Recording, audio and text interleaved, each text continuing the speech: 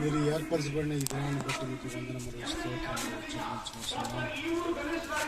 మా సహోదరుడు జోసెఫ్ గారిని బట్టి సహోదరుని బట్టి మీకు వందనములు స్తోత్రములు చెల్లించుకుంటున్నాను. వాళ్ళకిచ్చిన దాంపత్యమును బట్టి బిడ్డలను బట్టి మీకు వందనములు చెల్లించుకుంటున్నాను. దేవుల దేవ, ఏ నరుడు ఒంటరిగా ఉండడం మంచిది కాదని ఆలోచించి నాయన వారికి సాటి అయిన సహాయాలు మీరే చేసి ఉన్నారు. నాయన వివాహ సమయం వరకు మా బిడ్డలను వేరువేరుగా ఉంచి బాల్యమందును, విద్య ఎందును, ఆరోగ్యమందును, జ్ఞానమును ఎందును ఆయన వర్ధిల్లింపజేశారు.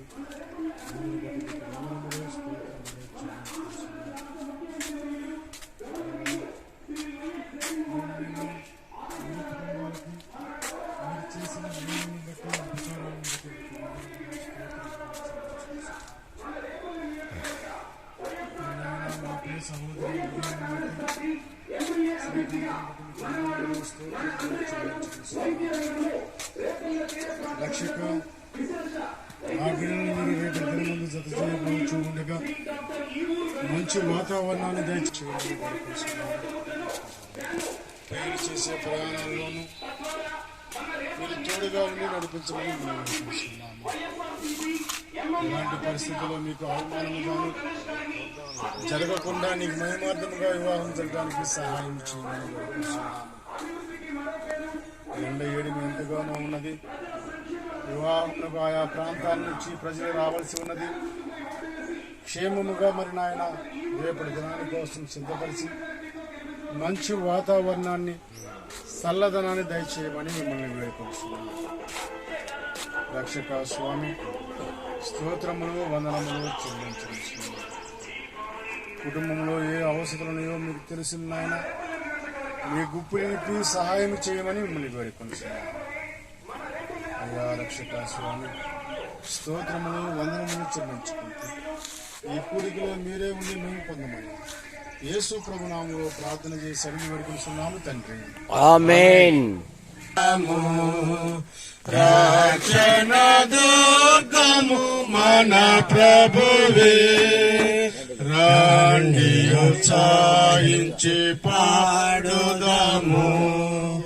రక్షణ దుర్గము మన ప్రభువే, రండి కృతజ్ఞత స్తోత్రముతో రారాజు సన్నిధికి గుదాము. రండి కృతజ్ఞత స్తోత్రముతో రారాజు సన్నిధికి గుదాము. సప్రభు నామము కీర్తనలను సంతోషగానము చేయుదము. రండి ఉత్సాహించి పాడుదాము.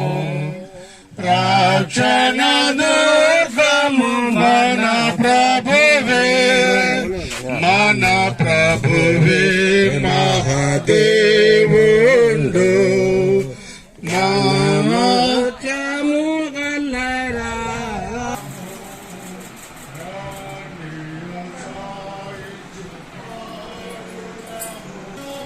మై మై వీడియో ఇట్లే పట్టుకో.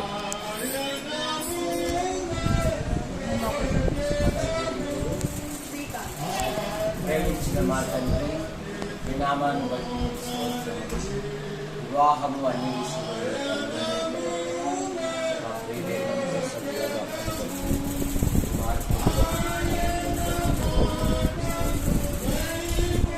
విషయంలో మీరు చేసిన అద్భుతమైన విజయాన్ని బట్టి మీరు అబ్బాయి పేరు ఏంటమ్మా?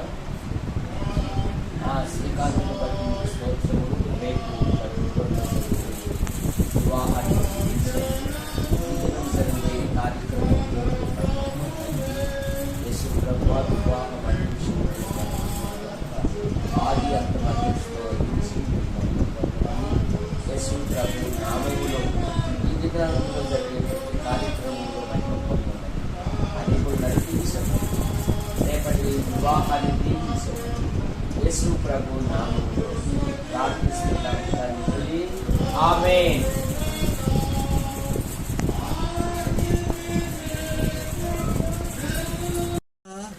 అనంతపూర్ జిల్లా నుండి యాడికి నుండి వచ్చి మరి రిబకా గురించి ఆమె చక్కని చూడండి, చక్కనిదంటే శరీర చక్కదనం కాదు కానీ ఆత్మీయ చక్కదనం ఆమెలో చూస్తాం మనం.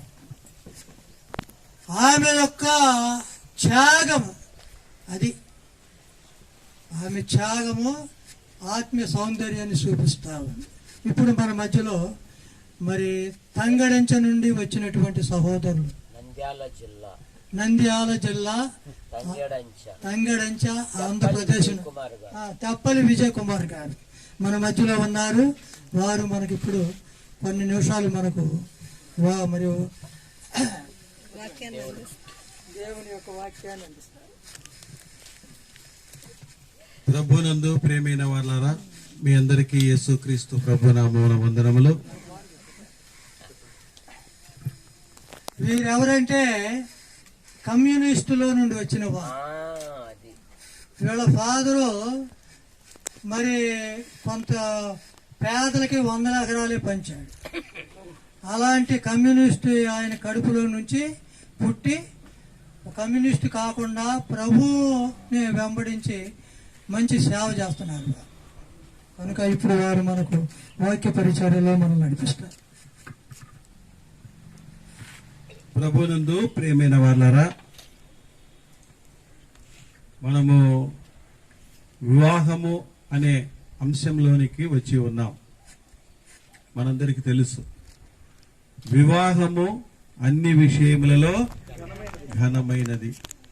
అన్ని విషయాలంటే మనము ప్రతిదినము లేదంటే మన జీవిత కాలంలో మనము చేసే పనులు ప్రయత్నాలు ఎన్నో ఉండొచ్చు, కానీ విషయములన్నిటిలో కంటే కూడా అత్యంత సంతోషకరమైనటువంటి సందర్భము వివాహము.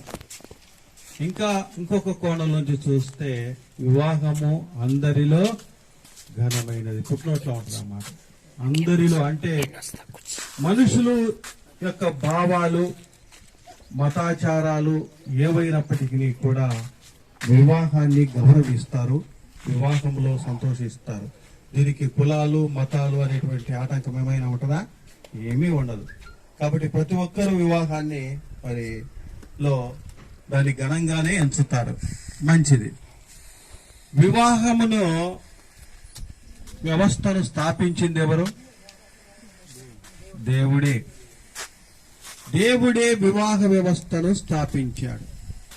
ఎందుకు స్థాపించాడు అంటే ఒక కారణాన్ని మన మొదట ప్రసంగం చేసినటువంటి సహోదరుడు చెప్పాడు. సహకారిగా ఉండేదాని కొరకు, ఒకే కారణం కొరకు దేవుడు ఈ యొక్క వివాహాన్ని ఉద్దేశించలే. బహుళ ప్రయోజనం నిమిత్తం, బహుళ ప్రయోజనార్థమై వివాహ వ్యవస్థను దేవుడు సృష్టించాడు. వివాహం అనేది భూలోకంలోనే ఉంటది, కానీ పరలోకంలో ఉంటుందా? పరలోకంలో పెళ్లి చేసుకున్నారు, పెళ్లికి ఇయ్యబడరు అని చెప్తుంది. కాబట్టి ఈ వివాహ వ్యవస్థ అనేది పరలోకంలో ఎందుకు వివాహం లేదు చెప్పగలరా? పోనీ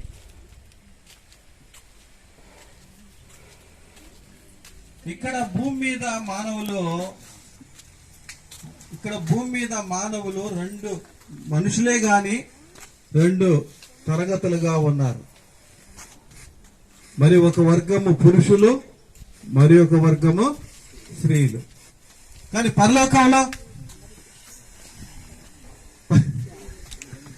పరలోకంలో అందరూ దూతల వలె ఉంటారు.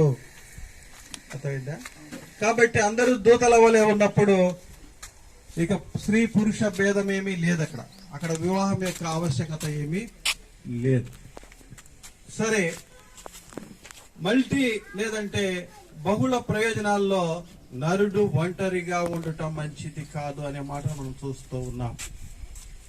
ఒంటరిగా ఉంటే ఎలా ఉంటుంది అనే దానికి జవాబు ప్రసంగి గ్రంథంలో 8వ అధ్యాయంలో 4వ వచనంలో మనం చూడొచ్చు.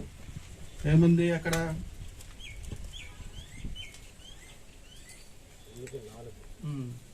రాజుల ఆజ్ఞ అధికారం గలదు. చదవండి 4:8. 4:8 చదవండి.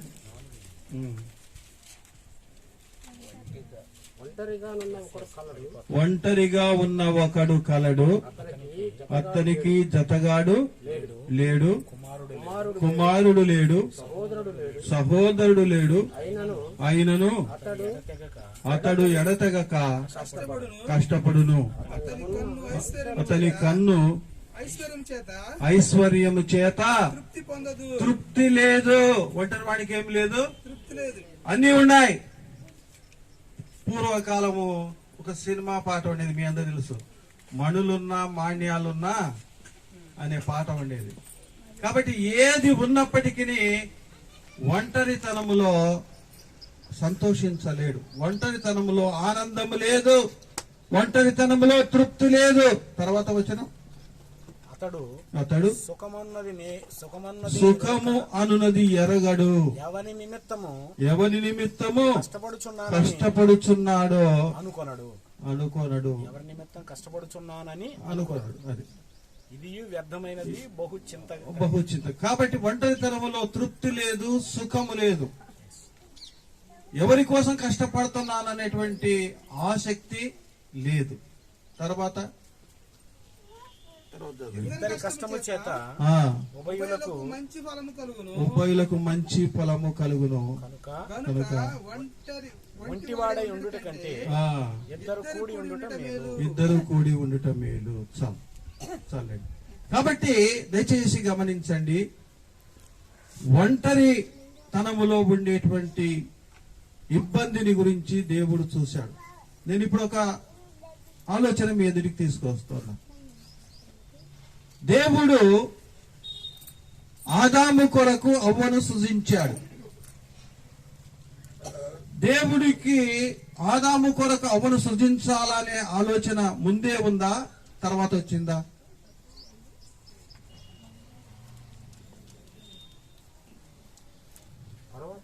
తర్వాత వచ్చిందా? నేను దాదాపుగా ఈ 2 రోజుల్లో ఎక్కువగా దేవుని సంకల్పము, దేవుని ప్రణాళికలు అనే అంశాల గురించి మాట్లాడుతూ వస్తున్నా. పేరుమాకలో కానీ నిన్నటి రాత్రి దిండిలో కూడా మాట్లాడా. ప్రతిదీ కూడా దేవునికి ముందుగానే అన్ని తెలుసు. వాటి కాలంలో అవి చేస్తూ ఉంటాడు. అయితే దేవునికి అన్ని విషయాలు ముందుగానే తెలుసు. నేనేమనుకుంటున్నానంటే, ఇక్కడ ఆదాముకు తనకు సాటి అయిన సహాయము కావాలి అనే అవసరత ఎరిగేంత వరకు దేవుడు కనిపెట్టాడని నేను నమ్ముతూ ఉన్నాను. అంతేకాని ఆదాముకు సాటి అయిన సహాయం యొక్క అవసరత తెలిసే వరకు దేవుడు వెయిట్ చేశాడు అంతే, జస్ట్. సరే, కాబట్టి ఈ విధంగా దేవుడు వివాహ వ్యవస్థను స్థాపించాడు. ఆ పెళ్లిలో పెద్దవరయ్యా, మొట్టమొదటి పెళ్లిలో యేసయ్యనే. పెళ్లి కూతురు తరపున ఎవరు వచ్చారు? యేసయ్య వచ్చాడు. తీసుకుని వచ్చాను అనే మాట మనం చూస్తున్నాం. కాబట్టి ఈ విధంగా ఇంకొక కారణాన్ని కూడా మనకు తెలుసు. ఏ కారణం అంటే, భూమి మీద మానవ జాతి యొక్క వృద్ధి ఉంది. పరలోకంలో ఉందా? పరలోకములో లేదు. ఇక ఈ భూలోకములో జన్మించిన మానవులు యేసు ప్రభు నమ్మిన వారైతే వారు పరలోకంలో ఉంటారు. ఇక్కడ పరలోకంలో ఇక మళ్ళా కొత్తగా దేవదూతల్ని గాని, మనుషులు గాని, మానవ ఆత్మలు గాని సృజించే కార్యక్రమం అక్కడ లేనే లేదు. ఎవరైనా ఈ భూమి మీద నరులుగా జన్మించి యేసు ప్రభు నమ్మి పాప క్షమాపణ ఎవరు పొందుతారో వారికి మాత్రమే పరలోకంలో స్థలం ఉంది. అంతేకాని మరి పరలోకంలో మానవ జాతి యొక్క అభివృద్ధి లేనే లేదు. కాబట్టి దేవుడు వారిని ఆశీర్వదించినాడు. 1వ అధ్యాయంలో ఆదికాండంలో, మీరు ఫలించి అభివృద్ధి పొంది భూమిని నిండించుడి. ఎప్పుడు ఆశీర్వదించినాడు? ఏదేను తోటలో ఆదాము అవ్వలను ఆశీర్వదించాడు. కానీ ఈ ఆశీర్వాదం వారి వరకే పరిమితమైందా? అయిందా? ఈ రోజు వరకు ఆశీర్వాద ఫలితము మరి ముఖ్యంగా చైనా లేదంటే మన దేశం మీద ఈ ఆశీర్వాదం బలంగా ఉన్నట్టుంది. ఇప్పుడు ఒక రకంగా చెప్పాలంటే చైనాను క్రాస్ అయిపోతున్నాం మనం. అదే క్రాస్ అయిపోయినాం. కాబట్టి ఈ ఆశీర్వాదము మన దేశంలో బలంగా పనిచేస్తుంది. మానవ జాతి విస్తరణలో భారతదేశము మొదటి స్థానంలోకి వచ్చేసింది కనుక ఈ రోజు వరకు కూడా అలా. మరి వివాహాన్ని గురించి నేను మళ్ళీ ప్రశ్నిస్తున్నా. వివాహాన్ని గురించి దేవుడు ఏదేను తోటలో వివాహం చేశాడు. మరి ఇప్పుడు కూడా ఈ కార్యక్రమాలు ఆయన చేస్తాడా? వాళ్ళ వరకే పరిమితమా? పోనీ ఈ వివాహంలో దేవుని హస్తం ఉందా? ఉందని నమ్ముతున్నారా? ఒక తలకాయలు మనస్ఫూర్తిగా చెప్పాలి.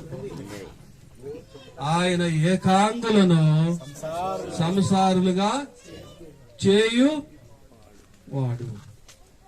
ఒంటరి వారిని సంసారులు అంటే ఇద్దరు కలిస్తే వచ్చేటువంటి ఫలితాలు.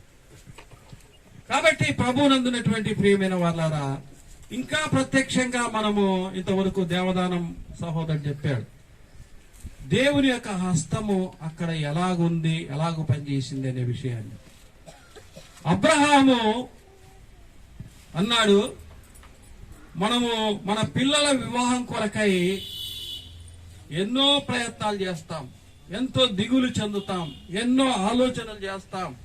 మరి ఎక్కడ ఏది ఉందంటే అలాగా మరి ఆందోళన పడుతూ పరిగెత్తుతూ మరి ఇలాగ ప్రయత్నం చేస్తుంటాం. కానీ అబ్రహామును చూస్తే అలాంటి టెన్షన్స్ ఏం కనిపించేవే. అబ్రహాము తన కొడుకు పెళ్లి చేయాలనుకున్నప్పుడు అలాంటి ఒత్తిడికి లేదంటే ఆలోచనకు టెన్షన్కి ఏమైనా గురైనాడా? గురిగాల. ఎందుకు? అబ్రహాం చెప్పిన మాట ఏంటంటే, నేను ఎవని సన్నిధిలో జీవించుచున్నానో. ఇప్పుడు చదివినాడు లలిత మన దేవదానం గారు ఏమంటున్నాడు? నేను ఎవని సన్నిధిలో జీవించుచున్నానో. అబ్రహాం ఎక్కడున్నాడు? దేవుని సన్నిధిలో జీవిస్తూ ఉన్నాడు. మనం ఏం చేస్తాం?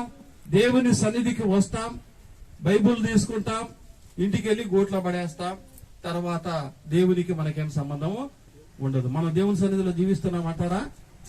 అంటే ప్రతి కదలిక, ప్రతి నిమిషము, ప్రతి సెకను దేవునితో సంబంధం లేకుండా అబ్రహాము ఏది చేసేవాడు కాదు.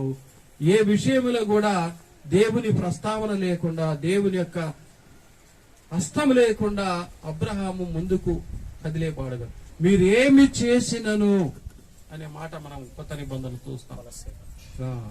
కాబట్టి మనం ఏమి చేసినా ఆయన మహిమ కొరకై చేయాలి, ఆయన నామమున మనం చేయాలి అని నేను వాక్యం చెప్తుంది.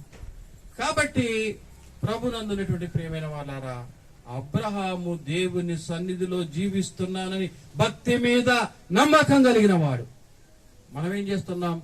భక్తి పరుల వలె నటిస్తూ ఉన్నాం. మనది నటన, అది జీవం. మనం కొంచెం వేదాంతం లేదంటే కొంచెం కళాకారులను చూస్తే, రే పాత్రలో జీవిస్తూ ఉన్నాడు రా అని చెప్తూ ఉంటారు. పాత్రలో జీవిస్తున్నారు అంటే మనం జీవిస్తున్నామో నటిస్తున్నామో. వాళ్ళు నటించేదే వాస్తవం, కానీ జీవించినంత మరి ఎక్స్పోజింగ్ వాళ్ళు ఇస్తున్నారు. కాబట్టి భక్తిలో మనము జీవిస్తే మన హృదయాల్లో వివాహాల గురించి కానీ ఇంకో దాని గురించి కానీ ఆందోళన పడాల్సిన అవసరం లేదు. తన దగ్గర ఉన్నటువంటి దాసుడు ఆందోళన పడుతూ ఉన్నాడు.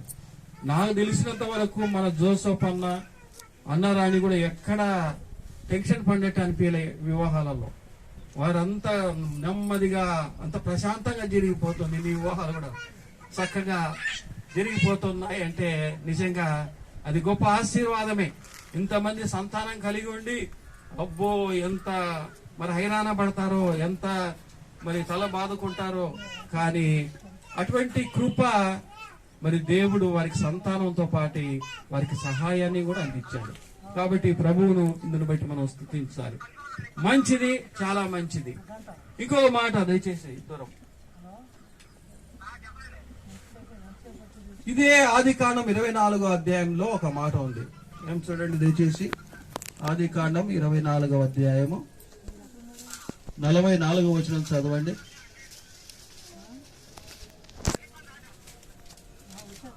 నీవు త్రాగుము, నీ ఒంటెలకు చేరిపోయిదనని ఎవతి చెప్పునో ఆమెయే నా యజమానుని కుమారుని యెహోవా నియమించిన పిల్లయ్య ఉండును గాకని మనవి చేసుకుంటున్నాం.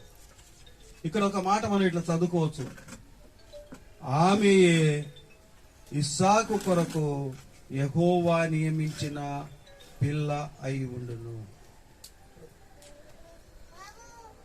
యెహోవా నియమించాడు. ఏం చేశాడు? యెహోవా నియమించాడు. అంటే ఇది మానవ కార్యం కాదు.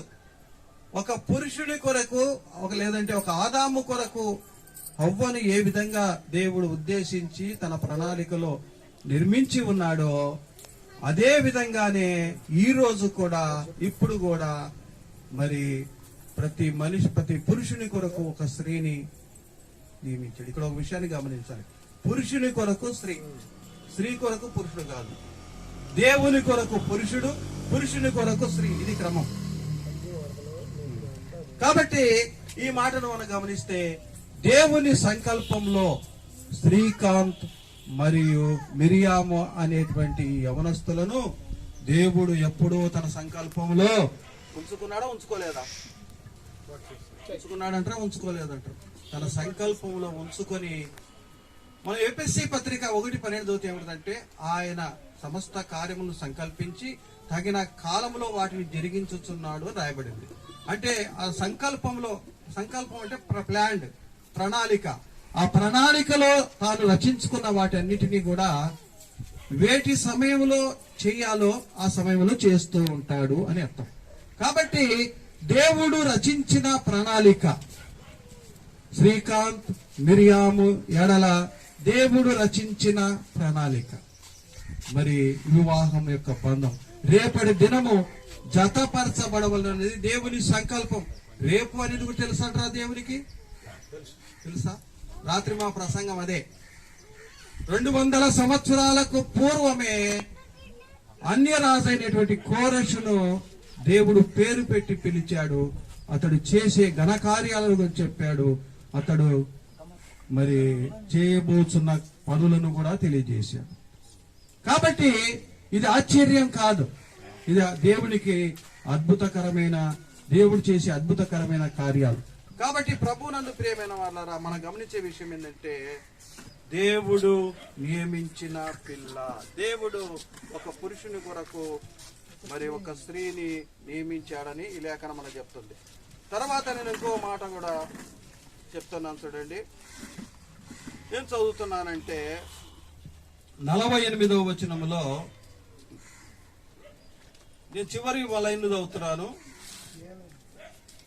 సహోదరుని కుమార్తెను అతని కుమారునికి తీసుకొనున్నట్లు సరి అయిన మార్గమందు నన్ను నడిపించెను.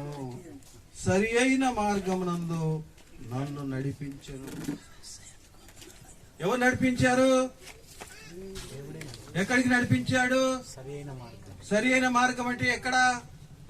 ఎవరినైతే దేవుడు ఇస్సాకు కొరకు నియమించాడో ఆ స్థలానికి, ఆ ఇంటికి, ఆ ఊరికి, ఆ గ్రామానికి, ఆ పట్టణానికి వెళ్లే పని ఎవరు చేస్తారు? వాళ్ళ జీవితంలో కాదు, మన జీవితాల్లో కూడా దేవుడే ఆ పనులు. కొన్నిసార్లు మరి పెళ్లిళ్ళ పేరాయలు ఉపయోగపడవచ్చు, దేవుని సేవకులు ఉపయోగపడవచ్చు, బంధువులు ఉపయోగపడవచ్చు. మీరు అనుకుంటారు దేవుడు అన్యులను కూడా వాడుకుంటాడా అంటే, నిన్న రాత్రి మా ధ్యానం అదే. దేవుడు కోరెష్ అనే అన్ని రాజులను వాడుకుంటూ సృష్టిలో దేన్నైనా వాడుకుంటాడు. తన పని కొరకు వాడుకుంటాడు, సృష్టిలో ఇతర కార్యాల కొరకు కూడా దేవుడు ఆయన వాడుకుంటే వాడుగా ఉంటాడని తెలుస్తుంది. కాబట్టి ఏది ఏమైనా గాని దేవుడు నియమించిన ప్రకారము అది జరుగుతుంది. ఆయన సరి అయిన సమయంలో సరి అయిన మార్గంలో నడిపించేవాడుగా ఉంటున్నాడని మరి తెలుస్తా ఉంది. నడిపించడమే కాదు, ఏమి ఇరు కుటుంబాలకు సమ్మతి కలగజేసేవాడు కూడా దేవుడే. ఈ మాటని మనం 50వ వచనంలో మనం చూడగలం. లాబాను 50వ వచనంలో, లాబాను బెతూయేలు ఇది యెహోవా వలన కలిగిన కార్యము, మేమైతే అవునని గాని కాదని గాని చెప్పజాలము. ఈ సమ్మతిని ఎవరు కలగజేశారు? దేవుడే. కాబట్టి వారు నడిపించే పని దేవుని అసంతుడిని ఎంత ఉందో, ఆరంభం నుంచి వివాహం యొక్క చివరి వరకు, వివాహం మాత్రమే కాదు వారి దాంపత్య జీవితాన్ని కొనసాగించే వరకు కూడా ఆయన హస్తం ఎంతో ఉంటది. కాబట్టి దేవుడు ఇరు కుటుంబాలకు సమ్మతి కలగజేస్తాడు. ఇరు కుటుంబాలకి సమ్మతి కలగజేసేవాడుగా ఉంటాడు.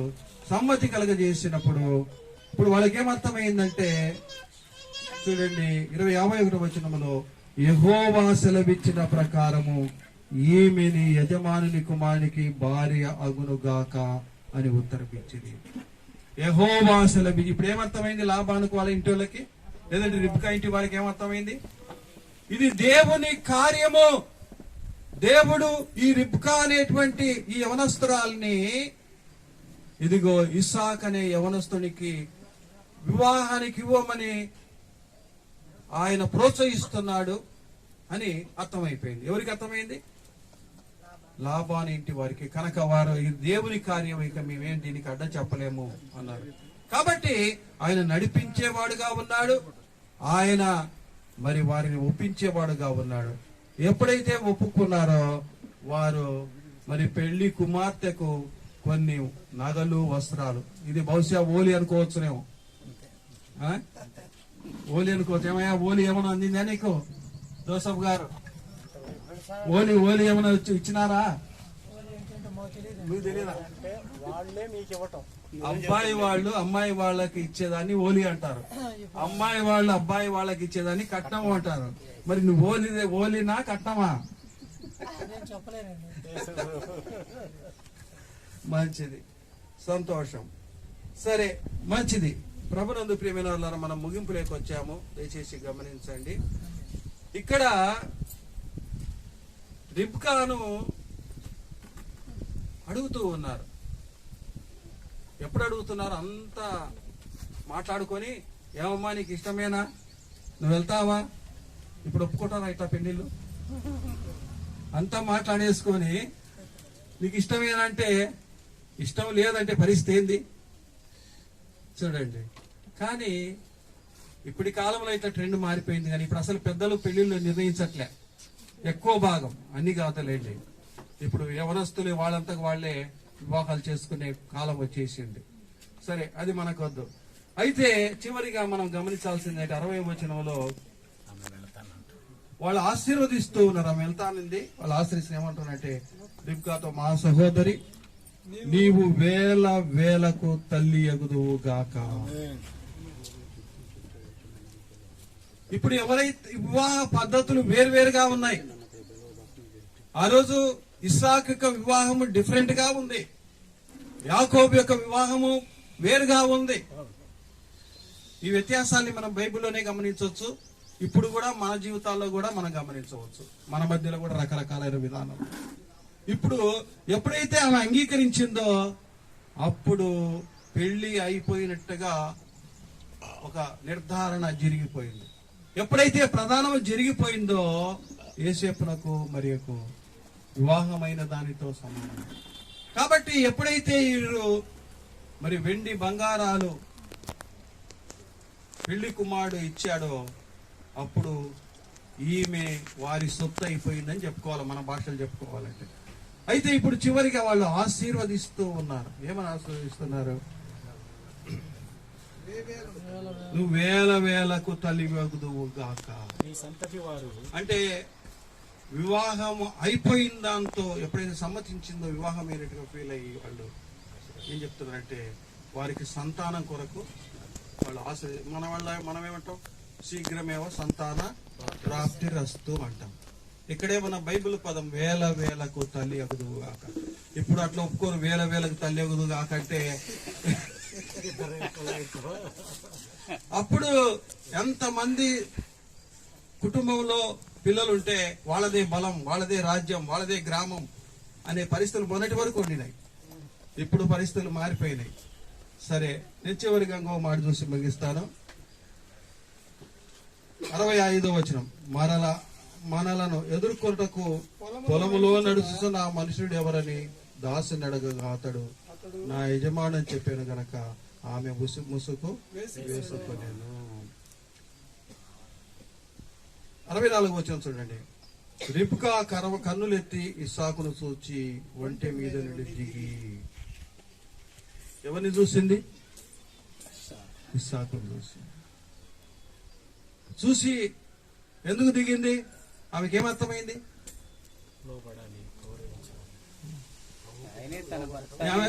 మరి ఇంతవరకు మరి దేవదానం లేదంటే సహోదరుడు చెప్పినట్టుగా ఇంతకుముందుకు ఏమైనా చూసిందా? తెల్లగున్నాడో, నల్లగున్నాడో, నాలాగా కురసగున్నాడో, ఈయన కురసగున్నాడా? చూడలేదు, కానీ గుర్తిస్తా ఉంది. ఎలా గుర్తిస్తుంది? అబ్రహాము యొక్క పెద్ద దాసుడు చెప్పినటువంటి లక్షణాలు, మరి గుణాలు, లేదంటే ఆ రూపాన్ని గురించి ఆయన చెప్పినవన్నీ విని, ఓహో ఇతడు నా యజమానులాగా ఉంది అంటే, రిబ్కా యొక్క మనస్సులో ఎప్పుడైతే